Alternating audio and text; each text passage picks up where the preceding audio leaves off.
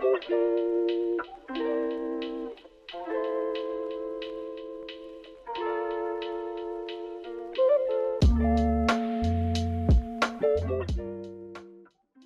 following resolution was passed unanimously by the 10th Party Congress of the CPGB-ML.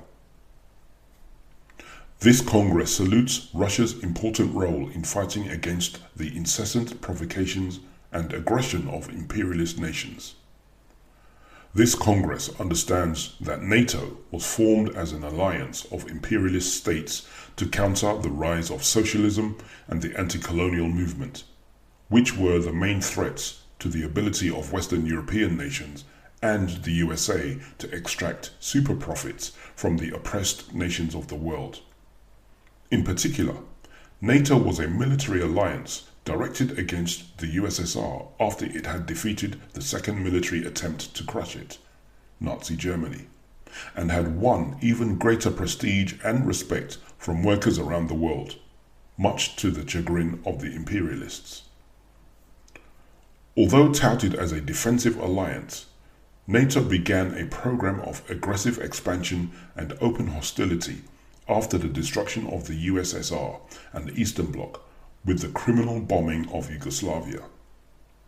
It set about wreaking havoc across the world almost entirely unchecked, seeking new markets, new sources of labor power to exploit, resources to plunder, and rival industries to crush.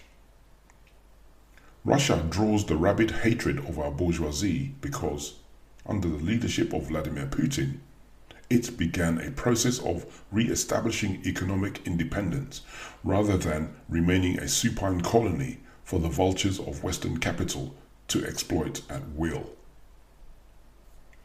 The military actions taken by Russia have been a direct response to imperialist aggression, which funds color revolutions and terrorism in countries it seeks to destabilize and control economically.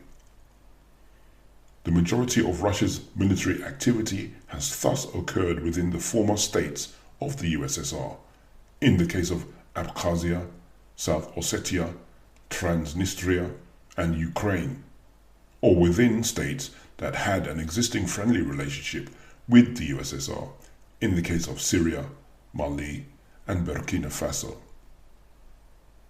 Although this Congress has no illusions about the bourgeois nature of the Russian state and economy, Russia is not an imperialist nation, and it is currently playing a significant anti-imperialist role in the world. It was not protesters outside Downing Street that stopped British or Israeli bombs and missiles being launched at Syria. It was the presence of the Russian armed forces and anti-aircraft batteries. This Congress holds that it is incumbent upon us to defend Russia from imperialist aggression and propaganda, as it is still, along with China and Iran, one of the great prizes that imperialism seeks to conquer in order to try to breathe new life into its moribund system. This Congress says, hands off Russia.